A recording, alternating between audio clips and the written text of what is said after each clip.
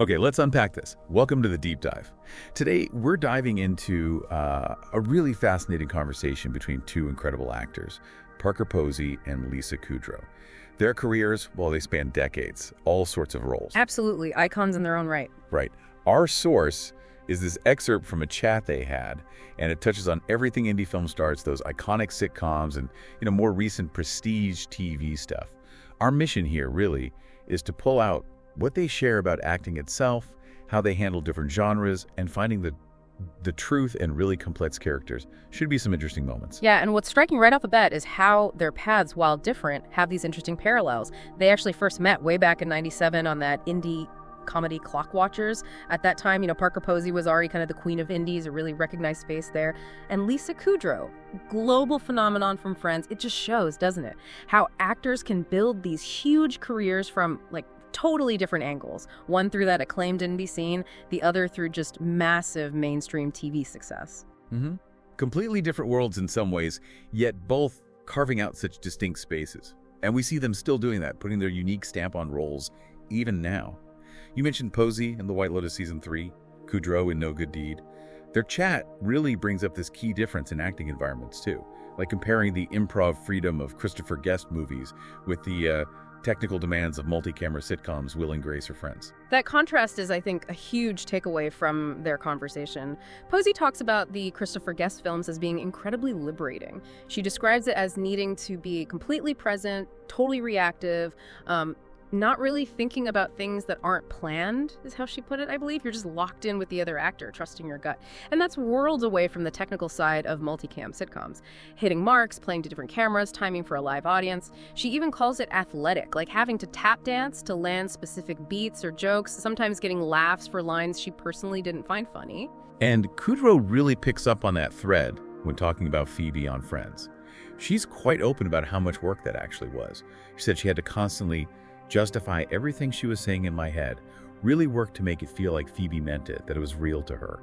Even in those completely outlandish comedic situations, she had to build this whole internal logic, asking herself, okay, why on earth would Phoebe say that specific thing right now? It wasn't just about delivering a punchline, it was about the belief behind it for the character. Which really gets to a core insight, I think. It doesn't matter if it's improv indie film, a super structured sitcom, or, these complex dramas. Finding the character's internal truth seems absolutely essential for both of them. It's about building that reality for yourself as the actor. Sometimes that's through external technique, like Posey's tap dancing. Other times it's that deep internal justification Kudrow described. Kudrow also mentioned developing the comeback, which came from watching early reality TV and sort of grappling with where performance ends and public humiliation begins. Finding truth even in uncomfortable spaces. Yeah, it absolutely makes you think about all the unseen effort that goes into performances that maybe look effortless on screen. And shifting to their more recent work, Posey talks about Mike White's writing for The White Lotus. She said it just flies off the page. She found a way into her character, this Southern matriarch, Victoria Ratliff, partly through her own background with Southern Gothic literature. And Kudrow actually highlighted this really powerful moment from White Lotus where Posey's character gets asked, what if we didn't have anything? Yeah. And apparently Posey's response, the way she delivered it, was just so raw and honest, it landed perfectly. Posey herself felt the rhythm of that line was just right. She knew instantly how it should sound. It shows how powerful writing can connect directly with an actor and unlock something fundamental about the character. Exactly. When the writing hits that level, maybe you don't need to add so many layers yourself. The truth is kind of already embedded in the words. Then Kudrow discusses her role in No Good Deed. She plays a grieving mother who comes to believe her son is communicating through flickering lights. Her first, most important question to the show's creator was, essentially, is this real to her? She absolutely needed to know if the character genuinely, truly believed this connection was happening. Which circles right back to that need for internal belief, doesn't it? She talked about the character's deep isolation, how she couldn't really engage with grief counseling. It shows how unprocessed grief can be so, destructive.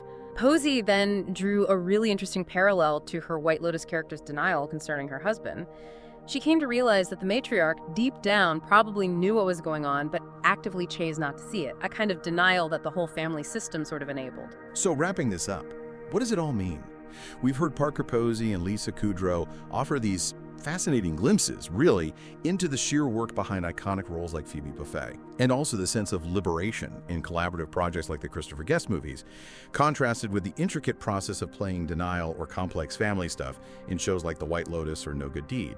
A huge takeaway seems to be their shared focus on finding the character's reality, their truth, within whatever fictional world they're in. Whether that takes, external technique, deep internal work, or truly buying into the character's specific, maybe unusual perception of reality. Yeah, and that leaves us with a pretty compelling question, I think. When you consider everything they've shared about finding that internal truth, dealing with different external pressures, audience expectations, a director's style, the genre itself, how does an actor's deep commitment to understanding and portraying their character's inner world, even if that world involves denial or beliefs that seem strange to us, how does that fundamentally shape the entire story being told? It really makes you appreciate all those unseen layers the performers build to bring these people to life for us.